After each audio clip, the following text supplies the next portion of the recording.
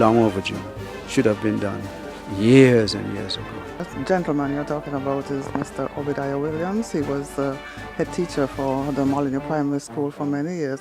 I can remember him being very stern, and he was a very serious man, but you weren't afraid of him, but things that he expected of you, you would do it because you were afraid of getting spanked and everything. He was a strict man, very strict and disciplined. He had been always calm, short in the pants, and when the bell rings, you have to stand up wherever you are. When the bell rings, you go again, and you have to reach in the line before the bell stops. The old-time teaching is always the better way. He was not only a pupil, but also my headmaster. I was a teacher as well. He was a very strong disciplinarian. He didn't stand any nonsense, you know. You had to be here early, and you had to have respect and consideration for other people. Very, very, very strict. There have been times when people felt that after having committed a misdemeanor, 2 weeks ago perhaps, and there was no punishment, they thought perhaps it was finished.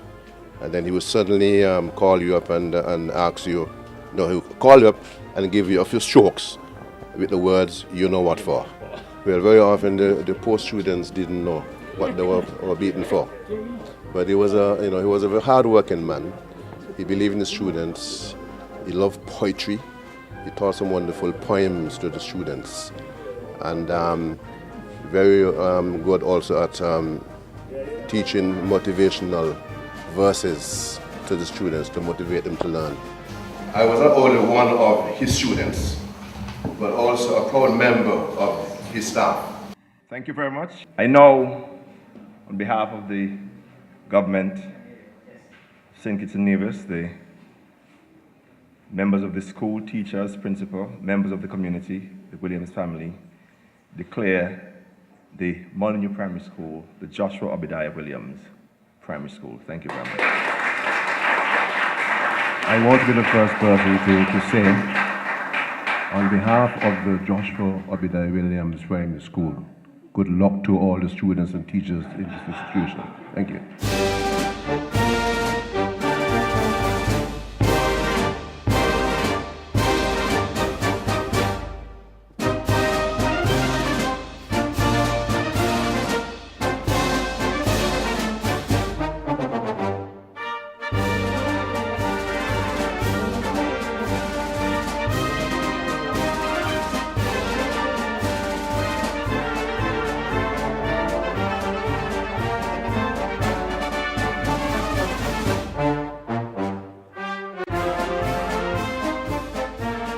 You must have a love to do the things that he did.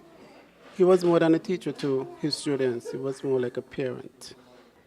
Very, very special person. You can always talk to him if you had a problem. And even though he was strict, you know, he was always there for you. At least for me, I was LO for him. You know, he always made me feel special.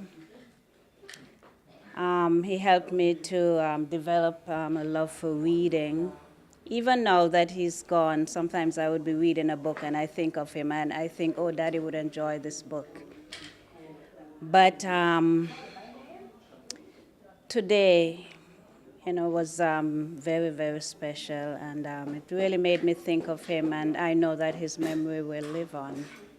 So for that, I'm very grateful. It helped me to pursue an education. Right now, you know, I'm a nurse. I live in the States, and I've also encouraged my children to pursue their education, and all three of them have done very well.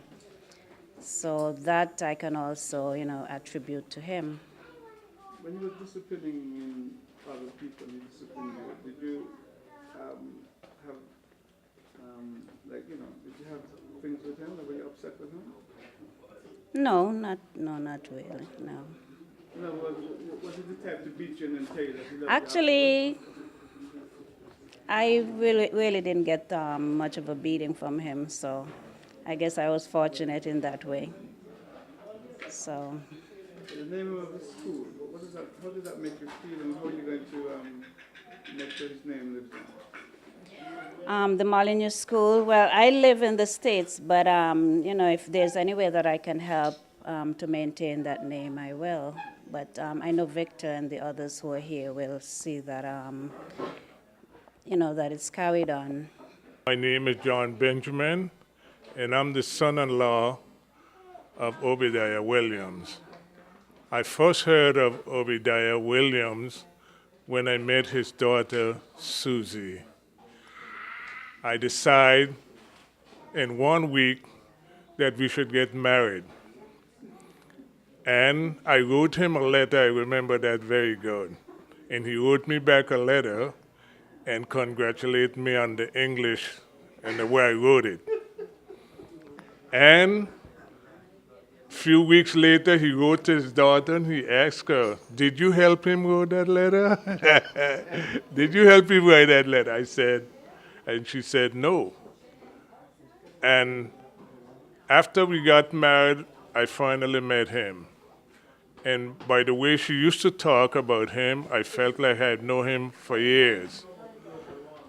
And then he came to spend some time with us.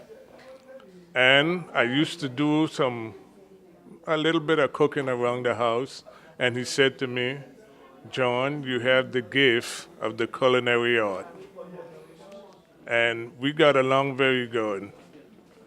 We never had no problem in that. Always, when he came there, I have an organ. He used to get on the organ and play a song that I always, every time I play it, I remember him. "Now thank we Lord our God." And I always remember that there were two songs, "To Jesus Christ our Sovereign King," and "Now thank we Lord our God." And every time I play those songs, I said, I remember him. He taught me so much, not just educationally, but about life. Every question I had, I went to Uncle Obie with it. And he was able to sit in his hammock, and he said, "Let me answer that question for you." And he always told me straight up what it was all about.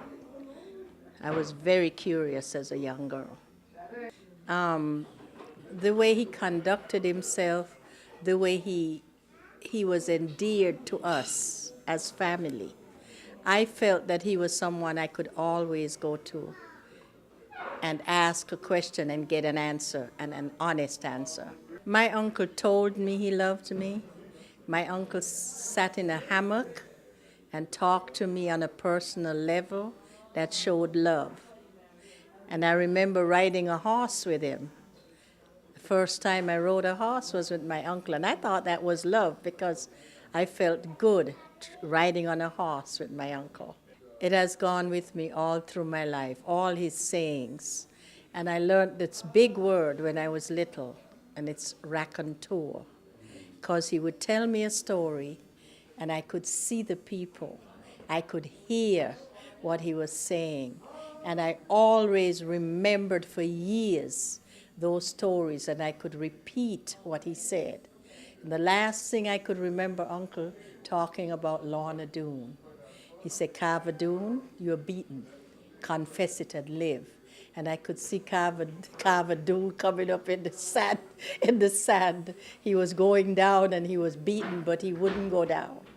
I could see it. So lots of the things that he taught me, I still have in my mind. What I remember most is that he was a very strict man, and even though he was strict, he was very gentle with it.